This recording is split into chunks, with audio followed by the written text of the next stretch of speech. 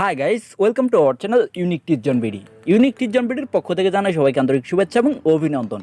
তো আজকের এই ভিডিওতে আমি দেখাতে যাচ্ছি যদি আপনাদের মোবাইলের নেগিভেশন বার বা যাকে আপনারা বলেন ব্যাক বাটন, এই বাটনগুলো নষ্ট হয়ে গেলে কিন্তু আপনার মোবাইল ইউজ করতে অনেক প্রবলেম ফেস করেন বা আপনাদের অনেক সমস্যা হয়।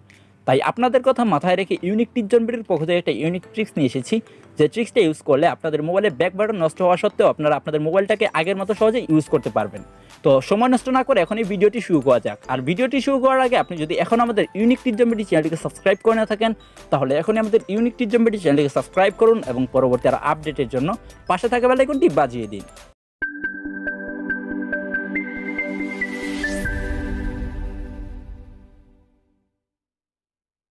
তো গাইস, সেই ট্রিক্সটি করার জন্য আপনারা সিম্পলি চলে যাবেন আপনাদের মোবাইলের সেটিং অপশনে যাওয়ার পর একটু স্ক্রল ডাউন করলে দেখতে পারবেন কনভেন্স টুল নামে একটি অপশন। আপনারা এই কনভেন্স টুল নামের অপশনটিতে ক্লিক করবেন।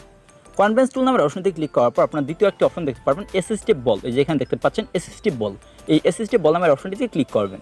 তারপর এখানে দেখতে পাচ্ছেন অ্যাসিস্টিভ বল নামের একটি অপশন, এই অপশনটা আপনারা এখান থেকে চালু করে দেবেন। চালু করে দেওয়ার সাথে সাথে আপনাদের মোবাইলে একটি সাদা এরকম একটা বল চলে আসবে, দেখতে পাচ্ছেন স্ক্রিনে চলে এসেছে।